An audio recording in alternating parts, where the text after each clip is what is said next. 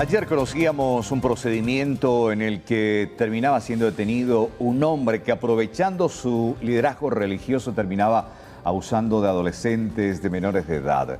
Conocíamos la historia de una a través de un audio, pero hoy, después de este hecho, aparecieron más víctimas que no solamente se animaron a hablar, a contar, sino también a presentar su denuncia formal. Judith Colexa tiene más detalles al respecto. Sigue esta historia, Judith. Adelante, buenas noches. Buenas noches, Carlos. Mercedes de la audiencia. Sí, señor, hay repercusiones en torno a esta denuncia que se dio inicialmente por una joven que se animó a formalizar ante el Ministerio Público. En prosecución a eso, se hizo el procedimiento de ayer en Villa Virginia de Lambaré, logrando la detención de este hombre de 35 años, Víctor González, alias Vico, quien a estas horas ya estará siendo encaminado a la penitenciaría de Tacumbú, teniendo en cuenta la disposición del juzgado que atendió la petición del Ministerio Público. Pero hablemos acerca de las repercusiones, porque precisamente en la jornada de hoy aparecieron más víctimas, 8 en total, que decidieron ir hasta la unidad fiscal de la agente Teresita Torres para formalizar su denuncia,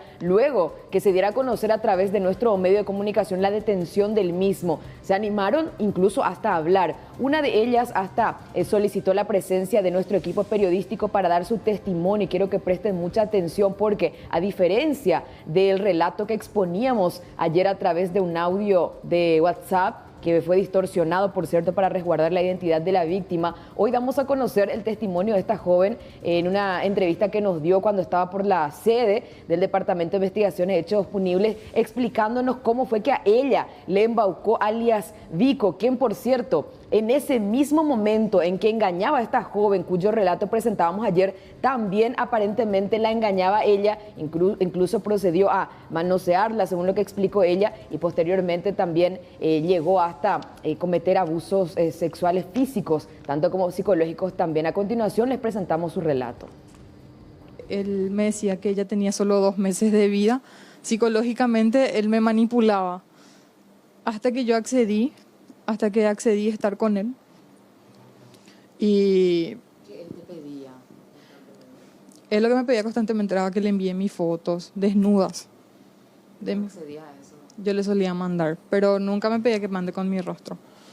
Me pedía que mande fotos de mi cuerpo desnudo. Entonces, para que vos les envíes, él utilizaba esas excusas de que supuestamente le quedaba poco tiempo de vida. Sí, que por la causa de su enfermedad, que es la que supuestamente tenía, la leucemia, es que le quedaban 2 meses de vida. ¿Esa enfermedad es cierto? No tiene ninguna enfermedad. Mentía. Él lo que hacía, tenía la epilepsia, lo que hacía era convulsionar y hacía sangrar su encía. Para creer que... Hasta que yo me daba cuenta de lo que él estaba haciendo, que ella se estaba metiendo con otras chicas, porque mediante que yo tenía una relación, cuando se hizo con él tenía relaciones con mis otras compañeras. Y yo decidí nomás alejarme en silencio, no decir nada, callar, porque yo decía que había que tenerle misericordia por la situación de su discapacidad, porque por su enfermedad. Yo decía que yo fui la culpable de haberle aceptado a él, de haber aceptado tener una relación con él, yo como mujer. Y cuando eso fue que yo corté la relación con él. ¿Esto te pasó a vos en el mismo tiempo que esta joven que también dio su testimonio a través de un audio de WhatsApp? En el mismo tiempo, más 2 chicas, que no doy nombres porque justamente eran menores de edad, pero eran con 4 chicas al mismo tiempo. Entonces, en tu caso, él tenía tus fotografías íntimas. Tenía mis fotos. ¿Llegaba a extorsionar con eso? En realidad a mí nunca él me dijo nada por mis fotos. Simplemente él siempre me jugaba psicológicamente con su enfermedad. Con el tema de las fotos me pedía que no hablara con nadie, que él no quiere problemas con nadie, que me pedía que no hable con otras chicas. ¿Es cierto que él durante los retiros o campamentos prácticamente sorteaba a una de ustedes para que les cuide de esa noche? Sí, sorteaba, decía, hoy me va a cuidar fulana, porque, o si no, incluso él no quería que le bañe ningún varón, siempre eran chicas. O sea que los propios integrantes de su grupo le tenían que bañar a él. Las chicas, siempre chicas, nunca hombres.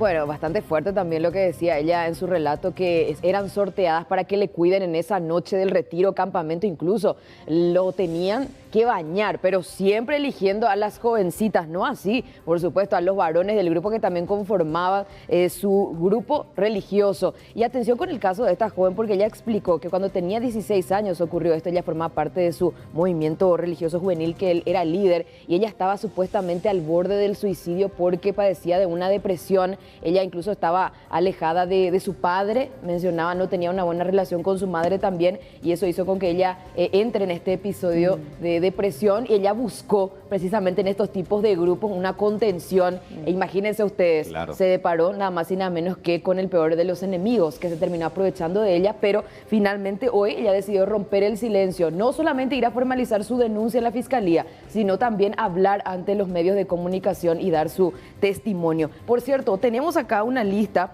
de las parroquias de las cuales él fue expulsado en su momento. ¿En donde Nuestra estuvo Señora... cuántos años? ¿En los últimos 10 años? En los últimos 10 años, exactamente. 5 es más, 5 años. Nuestra Señora del Rosario de Lambaré. Allí aparentemente se dieron algunas denuncias. Ellos lo único que hicieron fue sacarlo finalmente de la parroquia, así como también Jura Limpia de Lambaré, mencionó una de las testigos. Parroquia Santa Rosa de Lambaré, por allí también él estuvo y conformó su movimiento juvenil, iba juntando jóvenes para esa finalidad. Y Parroquia Virgen del Carmen Villa Elisa, de allí también lo expulsaron. ¿Y qué pasó con esas denuncias que se hicieron en su momento ante las autoridades eclesiásticas de estas instituciones religiosas? Porque no se encaminó a ninguna parte, no se dio ningún acompañamiento a las víctimas. Y por último, él fue hasta la sede de esta congregación redentorista, de donde, por cierto, es provincial el padre Osvaldo Duarte, quien habló hoy.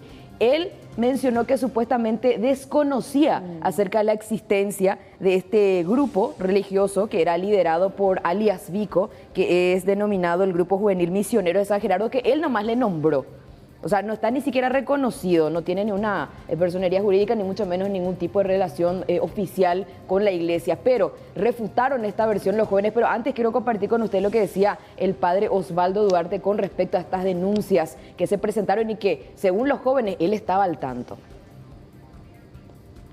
Yo me enteré del grupo, entonces les invité en una oportunidad. Ellos vinieron aquí al grupo, eran unos, si no me equivoco, unos 15 miembros del grupo, y celebramos una misa aquí juntos en la casa provincial, luego una reunión, hablamos, ¿verdad? Y yo les planteé a ellos cuál es la situación de ustedes. Les pregunté cómo surgió el grupo. Bueno, me explicaron allí, y yo les dije, pero tenemos que formalizar para que ustedes sean un grupo perteneciente a la congregación, ¿verdad? Ya que van a invocar el nombre de la congregación. Y él fue en esa ocasión que me dijo categóricamente, no, nosotros somos un grupo autónomo independiente. No queremos limitarnos al ámbito congregacional, queremos servir a toda la iglesia, y entonces no somos, nunca desde ahí no se formalizó nada, digamos así, con ellos. Y ellos desde allí, desde su casa, ofrecían el servicio, los trabajos pastorales, como por ejemplo dirigir retiros en las parroquias, hacer una misión en las parroquias, jornadas y cosas así. Conocer la existencia del grupo, sí conozco. Ahora, quiero aclarar bien que no, digamos, yo no tengo autoridad sobre el grupo, ¿no? Si yo formalizaba con ellos de alguna manera, ahí sí. Yo, en primer lugar, no se le puede permitir que se reúnan fuera de la estructura congregacional o de la iglesia, ¿verdad? Tiene que ser una parroquia, porque el que debe ejercer la vigilancia sobre todo grupo es el pastor. Bueno, ahí está. De esta manera hablaba, ¿verdad?, con respecto a lo que mencionaban los jóvenes, el cura Osvaldo Duarte. Él es el provincial, reitero esto, de la congregación redentorista, donde él estuvo por última vez, Mercedes. Ahora, Judy, tratando de entender cómo se daban estas reuniones, quienes participaban de estos grupos, que posteriormente se organizaban en retiros y campamentos, coinciden en que se reunían en el predio de la iglesia. Incluso en un momento dado, hasta el propio padre Duarte formó parte de una cena con ellos. Pero ahora dice Lo de que contrario. él daba como unas clases particulares e independientes en su domicilio y que él no tenía jurisdicción al respecto. Se desmarcó completamente de la situación. Pero qué extraño. Exacto. Muy extraño. Porque incluso hasta esta joven que hablaba con nosotros, que dio su testimonio, mencionó que ellos en varias ocasiones fueron hasta la parroquia. Que allí incluso se daban las reuniones. Que O es sea, lo que- Vico le convocaba allí. Allí, exactamente. Incluso él tenía una relación directa con quien sería el asesor espiritual de esa congregación, que tiene relación directa con el cura Osvaldo, que también estaba al tanto de ello. Pero dada la situación, finalmente ahora se desmarca diciendo que él no tenía nada que ver y que incluso las reuniones supuestamente se hacían en la casa de Alias Vico. Eso es lo que mencionaba él. Y según lo que mencionaron las jóvenes, supuestamente él utilizaba su movimiento juvenil religioso a su antojo. Es más, hacían actividades constantemente pro bolsillo, cuyo fondo no se tenía información después. Y otro dato muy importante que se dio a conocer hoy, él embarazó a una de las jóvenes. ¿Qué? Exactamente, que formaba parte de su grupo. Tiene 2 hijos con esta, en su momento era menor de edad todavía, y él no los reconoce. Incluso para poder solventar algunos gastos, le hacía a su grupo a hacer actividades para recaudar fondos y pasar de esa forma así Cubrir sus gastos de paternidad. de paternidad y hacerse algunas que otras compritas también. Gravísimo lo que se dio a conocer ¿Y los también hoy. campamentos y los retiros se hacían en establecimientos religiosos también? No, normalmente ellos así escogían un sitio. La última vez que mencionó, mal recuerdo, hicieron un viaje, creo que fue a Itapúa, o sea, de esa forma, pero no exactamente a una parroquia, ¿verdad? Sino que a sectores vulnerables. Una casa de retiro. Exactamente. Hacían como trabajo apostolado. Así mismo, ese sería el tipo de servicio que ellos hacían. Y él elegía a dedo a quienes formarían parte de su grupo. Pero normalmente elegía señoritas, ¿verdad? Bellas, en su mayoría, Claro. si ustedes ven la forma como era, todas tenían ojos claros y en su mayoría eran jovencitas. Con un patrón específico, inclusive. Con un patrón específico, y es lo que mencionaban precisamente las denunciantes. Y vamos a compartir a continuación lo que decían los representantes, las víctimas, les digo yo, porque son los que se animaron a hacer su denuncia a través de las redes sociales y también se comunicaron con cada una de las víctimas para que puedan acercarse hasta la fiscalía a formalizar su denuncia. Ellos refutaron completamente la versión dada por el padre hace instantes y escuchemos a continuación lo que dijeron. Un grupo de chicas hizo la denuncia ante la parroquia. Está la nota donde se le prohíbe a Víctor González Sánchez realizar cualquier tipo de actividad en la comunidad de Villa Lisa. Pero se quedó ahí. Inclusive a estas chicas se les llegó a escrachar porque eran malas, que esto, que aquello, o sea, muchas cosas se llegó a hablar. Entonces, estas propias víctimas que en su momento denunciaron ante la iglesia, se quedaron, tenían miedo de consultar, o sea que nosotros le pedimos su apoyo y tenían miedo de, porque no, en su momento ya no me hicieron caso. ¿Qué va a ser diferente ahora? Después de Villa Elisa, él se fue a conformar este grupo redentorista de San Gerardo. Exactamente, misionero de San Gerardo. Él nomás le puso el nombre, tengo entendido. Sí, él nomás justamente estaba comentando en las víctimas porque San Gerardo fue un santo que a él se le acusó de algo que no hizo. Entonces él supuestamente quería relacionar su vida como la de San Gerardo. Algunas víctimas no quieren hablar, las del grupo actual se están haciendo llamar a silencio, inclusive me dijeron, yo me acerqué a ellas, me dijo, habla con mi abogado. O sea, siendo que nosotros no estamos manejando sin abogados, sin ayuda en ninguna parte legal, nosotros como ciudadanos estamos actuando y estamos haciendo todo el ruido posible. ¿Por qué hay víctimas que no quieren hablar? Porque ellas sienten que Víctor le puede denunciar por difamación y calumnia, siendo que mi cara es la que está saliendo y la de la otra persona. Ellos ni siquiera su nombre se va a saber. Entonces nosotros le instamos a todas esas víctimas que si nos están mirando ya es suficiente que callen. Tienen que hablar, tienen que denunciar. Ustedes me conocen. Saben que yo estoy haciendo todo esto por ustedes, por más que yo no haya sido víctima. Como dije, yo estoy siendo rostro de ustedes y estoy siendo voz de ustedes. Yo tomé conocimiento del caso a través del relato de una de las víctimas. Inmediatamente proseguimos a escuchar el relato de otras y otras más víctimas porque iban surgiendo y cada vez el relato de las mismas eran terroríficas. Nos fuimos con padres de víctimas a realizar la denuncia en la unidad antitrata de personas y hechos punibles. Eso también quiero denunciar. Ellos nos dijeron que iban a caratular el caso como Víctor Justino González Sánchez sobre supuesto hecho punible de pornografía relativa a niños, niñas, adolescentes y otros. Pero ellos quisieron que nosotros realicemos la investigación facilitándole las fotografías del denunciado. Le dijimos que estaban en su CPU, en su celular, que investiguen.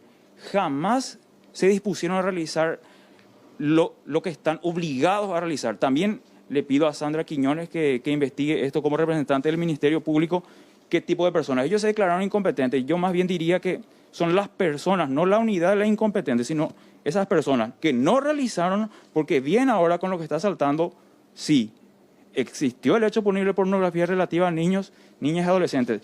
¿Y qué nos dicen ellos? Luego de realizar un análisis en relación a los hechos denunciados, se pudo corroborar que los mismos no se adecuan a los hechos punibles investigados. Eso es mentira. A esta fiscalía le digo, porque jamás investigaron estos hechos. Dice, subsumiéndose más bien a los tipos penales de estupro y coacción sexual. Se lavaron las manos y remitieron a otra fiscalía. Bueno, para ellos no solamente se lavaron las manos los de la unidad especializada contra trata de personas, sino también las autoridades eclesiásticas que tenían conocimiento de lo ocurrido y no encaminaron las denuncias, ni mucho menos hicieron algún acompañamiento, es lo que decían en su entrevista. Destacar también, por supuesto, la actitud de estos dos jóvenes que, si bien no tienen un vínculo familiar con las víctimas, tienen esa capacidad de indignarse y, por supuesto, luchar por esta causa que finalmente, tras una presión a través de las redes sociales, se pudo hacer algo y hoy estamos hablando de la detención del mismo. Y ellos son los que acompañan esta denuncia, dando la cara a merced también de las víctimas que no quieren hacer una denuncia pública, pero sí están ellos acompañando este caso. Y ellos están juntando incluso a más testigos, estuvieron en la fiscalía también acompañando a las víctimas, no las abandonan en un solo segundo. Y no solamente hoy se contó con la denuncia formal de parte de las víctimas que vivieron de cerca estos abusos, que fueron las protagonistas, sino también se acercaron testigos que fueron compañeros en su momento de estas jóvenes y que vieron algo más. Te quiero hacer una consulta, me hace ruido. Él armó un grupo que tiene un nombre específico y que hace alusión a la vía de San Gerardo. Exactamente, algo también que conocimos hoy que nos pareció llamativo porque pensábamos nosotros que era por el lado de la parroquia, pero había sido, él eligió el nombre por una cuestión personal suya, o sea, voy a llamarlo así por tal motivo. Utilizó el nombre de San Gerardo precisamente porque este santo tuvo una misma situación a la que él está atravesando. Según la historia, ¿verdad?, que nosotros pudimos allí hurgar un poquitito, a él también se lo acusó por abuso sexual a una de sus seguidoras en su momento, de acuerdo a la historia. Y según él está sufriendo lo mismo que San Gerardo y es por eso que él decidió bautizar a su grupo con ese nombre, prácticamente proyectando en sí la imagen de San Gerardo. Y San Gerardo logró redimirse. Sí, porque San Alfonso era su superior, realmente. Él le seguía a San Alfonso, de acuerdo a la historia. Pero fue perdonado porque finalmente, cuando ya estaba a punto de morir, la víctima aparentemente le tuvo lástima y se retractó en su versión.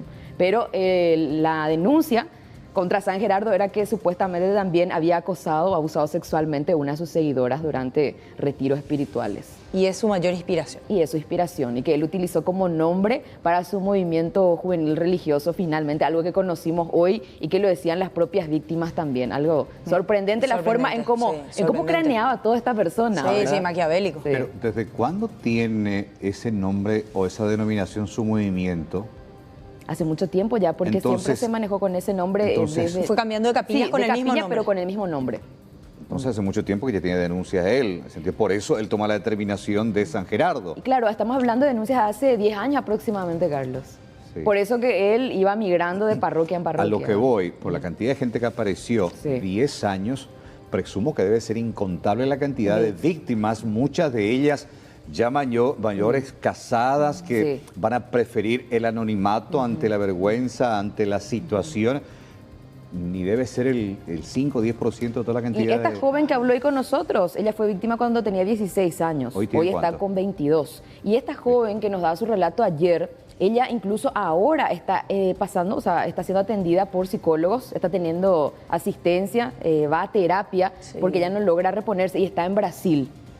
Ella se entregó completamente a su fe, a la religión. A la vida religiosa. A la vida religiosa, exactamente, pero de todos modos, de manera paralela, ella tiene una contención psicológica porque también la golpeó fuerte. ¿Y la mujer que tuvo hijos, que alega haber tenido hijos con él, era menor también? Era menor en su momento también.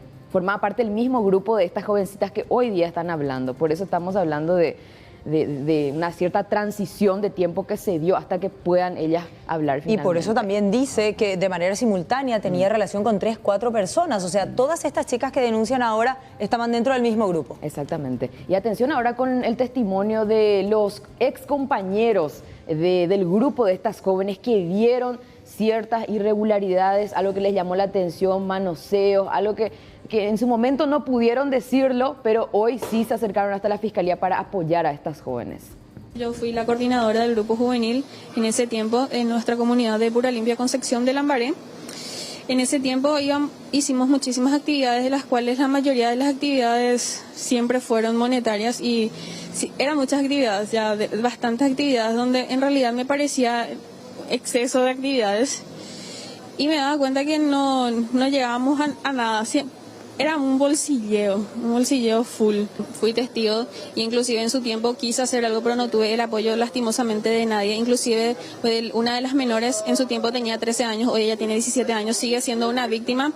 Inclusive ella está resguardada por una persona. Yo también fui testigo que cuando me iba a su casa siempre llegaba y había dos chicas ahí, de verdad, y una se quedaba a dormir en la sala y la otra en la pieza. ¿Y por qué van a hacer eso? Inclusive llegamos a hacer una reunión donde le llamamos a Víctor, a mi coordinador de Pura Limpia, el señor Julio, que a otro miembro de la iglesia de Santa Rosa, estaba la menor con su amiga y el coordinador, donde se le pregunta a ella si era cierto lo de la foto y lo primero que hizo fue el negar. Después se le vuelve a preguntar y se le dice, con la mano en el corazón, con Cristo en tu corazón, pasó esto y esto, y ella llorando, ella no dijo ni sí ni no, solamente con la cabeza movió y dijo sí. Y Víctor le miró con una cara de pocos amigos y salieron. Se volvió a hacer otra reunión donde ya se sacó el comunicado, la nota donde él ya no podía estar en nuestra comunidad, ya se le prohibió retiros. ¿Eso no hubo ningún acompañamiento por parte de las autoridades eclesiásticas? Nada. Incluso quedó el caso ahí porque las chicas fueron remanipuladas con el simple hecho de decir, él es hombre, él se puede equivocar. Hubo un caso donde yo llegaba, como él nos decía, mi casa es su casa, ¿verdad? Y yo llegando así, abrí la puerta y le vi a una chiquitita, a una que era menor de edad, cuando eso le estaba tocando la pierna. Y yo me callé nomás, vi, pero pasó tan rápido, así que aquí, cuando me vio quitó rápido la mano de la pierna de la chica y yo ahí dejé de pasar nomás también ahí, ¿verdad? Pero conforme iban los pasos, ¿verdad? Yo me daba cuenta que siempre ya pasaba algo, ya sospechaba. Yo ya no me pude irme porque ya me di cuenta que ya estaba totalmente corrompido, ¿verdad?, el grupo a causa de él. Entonces el caso es que cuando una chica salía, él inventaba que tenía problemas con sus padres, su padre le castigaba, o porque tenía un novio que le decía que no vaya más al grupo. Y ahora yo haciendo una historia de todo lo que pasó, era por causa de él. Porque siempre las que salían eran chicas, pero salían mal. Y el caso es que salían y nos bloqueaba, a toditos nos bloqueaban, del WhatsApp, del Facebook, de todo. Entonces la chica yo, ¿verdad?, en sospecho que la chica era abusada y pensaba esta chica que nosotros estábamos a favor de eso, que éramos cómplices. Bueno, hasta acá probablemente llegó alias Vico, pero hay mucha tela que cortar todavía, ya que muchas víctimas todavía están por detrás, que están todavía en el veremos si es que van a denunciar o no. Algunos de los jóvenes incluso consideran como cómplices a otros que sabían bastante bien lo que ocurría y en ningún momento dado denunciaron, y hoy día tampoco se quieren acercar para apoyar las denuncias. Ciertas circunstancias y situaciones que se dieron en la jornada, hoy más testimonios, y seguramente que vamos a tener todavía novedades con respecto al caso. Lo que sí queremos, por cierto, recordar es que él ya está en la Penitenciaría Nacional de Tacumbú cumpliendo con esta prisión preventiva, finalmente ordenada por la jueza penal de garantías de la unidad número 8 de Lambaré. Específicamente atendió la petición del Ministerio Público por las imputaciones pertinentes de violación y coacción sexual de momento, pero decía la fiscal Teresita Torres que no descarta que se amplíen las imputaciones. Mercedes, Carlos. Bien, excelente. Gracias por este completo reporte. De hecho, una historia que vamos a ir adelante, investigando, viendo, y si aparecen más víctimas también, acompañar en sus historias. Hay una serie de Netflix muy vista, el caso de un empresario muy conocido que también tenía lastimosamente este tipo de situaciones con señoritas y que finalmente terminó en la cárcel, y que es muy parecido en el sistema de que buscaba a víctimas con demasiadas necesidades emocionales y muchas de ellas estaban en una crisis existencial, emocional fuerte y accedían y finalmente ellas se creían culpables de esta situación y mucho de eso hablan estas señoritas yo también. te puedo asegurar que toda la historia que hay por detrás de este hombre de 35 años creo que podría dar para un guión de una historia similar. Así mismo. Gracias, Judith. Pausa. Brevísima, ya volvemos.